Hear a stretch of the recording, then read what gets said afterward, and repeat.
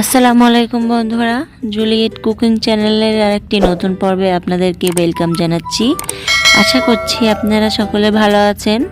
আলহামদুলিল্লাহ, আল্লাহর অশেষ রহমতে আমিও খুব ভালো আছি। আমি আবারও একটা রেসিপি নিয়ে আপনাদের কাছে হাজির হয়েছি। আশা করছি এই রেসিপিটি আপনাদেরকে ভালো লাগবে।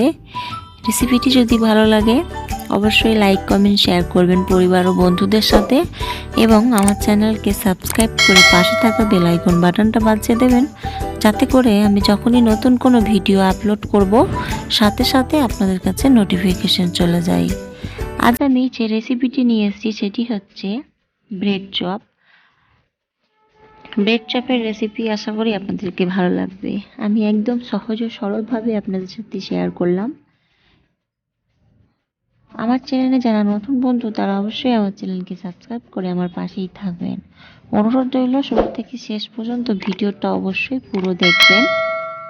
তো চলুন দেরি না করে দেখে নেওয়া যাক আমার আজকের রেসিপি ব্রেড চপ।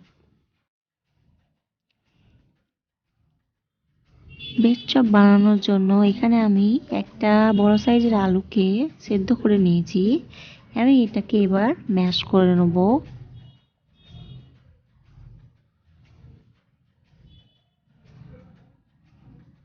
ব্রেড চপের পুর তৈরি করার জন্য নিয়েছি একটা কড়াই, দিয়ে দিয়েছি 2 টেবিল চামচ সাদা তেল। একটা বড় সাইজের পেঁয়াজকে আমি কুচি করে কেটে নিয়েছি, আমি তেলের মধ্যে দিয়ে দিলাম। এবার একটু নেড়ে চেড়ে আমি ভেজে নেব।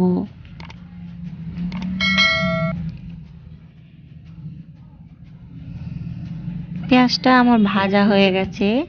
এবার আমি দিয়ে দিচ্ছি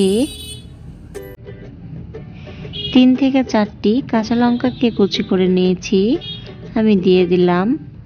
এবার কাঁচা লঙ্কাটাও আমি একটু ভেজে নিয়েছি।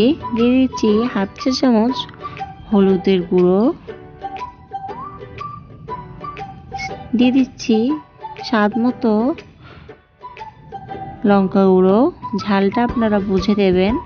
দিয়ে দিচ্ছি হাফ চামচ জিরে ও ধনে গুঁড়ো, দিয়ে দিচ্ছি হাফ চামচ আদা রসুন পেস্ট। এবার আমি ভালো করে মশলাটাকে মিক্স করে নেব।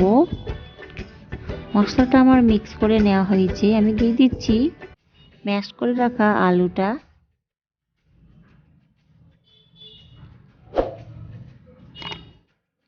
দিয়ে দিলাম। এবার ভালো করে আমি মশলার সাথে ম্যাশ করে নেব। আমার চ্যানেলে যারা নতুন বন্ধু তারা অবশ্যই আমার চ্যানেলটিকে সাবস্ক্রাইব করে নেবেন। ভিডিওটি যদি ভালো লাগে অবশ্যই একটা লাইক দেবেন। দেখুন ভালো করে আমি মশলাটা মাখিয়ে নিয়েছি। দিয়ে দিচ্ছি স্বাদ মতো লবণ।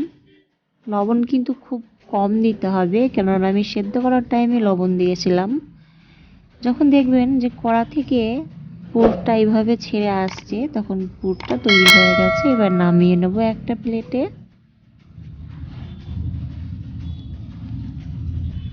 এই দেখুন আমি নামিয়ে নিয়েছি এবং ঠান্ডা করে নিয়েছি আমি হাফ কাপ পরিমাণ বেসন, দিয়ে দিচ্ছি স্বাদ মতো লবণ এবং হাফ চা চামচ দিয়ে দিচ্ছি বেকিং সোডা। এবার আমি ভালো করে মিক্স করে নেব। একটু একটু পানি দিয়ে আমি একটা পাতলা ব্যাটার তৈরি করে নেব। তার আগে কিন্তু ভালো করে ফাটিয়ে নিতে হবে। 5 থেকে 6 মিনিট কিন্তু ফাটিয়ে নেব। 5 থেকে 6 মিনিট ফাটিয়ে নেওয়ার পর একটু একটু পানি দিয়ে একটা ব্যাটার তৈরি করে নিচ্ছি। ব্যাটারটা কিন্তু খুব ঘন এবং খুব পাতলাও হবে না, ঠিক এরকম হবে। দেখুন দেখতে পাচ্ছেন আমি নিয়েছি 2টা ব্রেড, এভাবে গোল সাইজ করে চপের সাইজে আমি করে নিয়েছি। ওর মধ্যে এবার আমি দিয়ে দিচ্ছি পুরটা দিয়ে আমি অপরটা আর একটা চেপে দিলাম। চেপে দিয়ে আমি এইভাবে ব্রেড চপ তৈরি করে নিয়েছি। 3টে ব্রেড চপ তৈরি করেছি আমি। এবার আমি ব্যাটারের মধ্যে ডিপ করে আমি তেলের মধ্যে দিয়ে দেবো। তেল নিয়েছি হাফ কাপ পরিমাণ।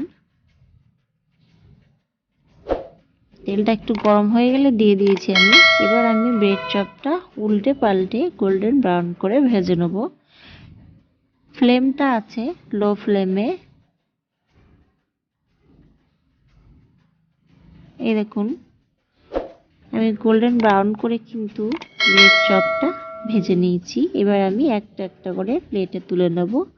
ভালোভাবে কিন্তু তেলটাকে ছড়িয়ে নিতে হবে। আপনারা চাইলে টিস্যু পেপারে রাখতে পারেন।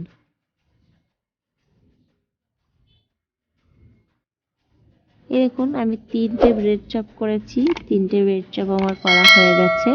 দেখতে পাচ্ছেন কতটা অসাধারণ হয়েছে আর কত কালারফুল টেস্টি লাগছে দেখতে। আপনারা অবশ্যই একবার ট্রাই করবেন এবং কেমন হয়েছে আমাকে কমেন্ট করে অবশ্যই জানাবেন। আর আমার চ্যানেলটিকে সাবস্ক্রাইব করে পাশে থাকা বেল আইকন বাটনটা বাজিয়ে দেবেন, যাতে করে আমি যখন নতুন কোনো ভিডিও আপলোড করব সাথে সাথে আপনাদের কাছে নোটিফিকেশান চলে যায়।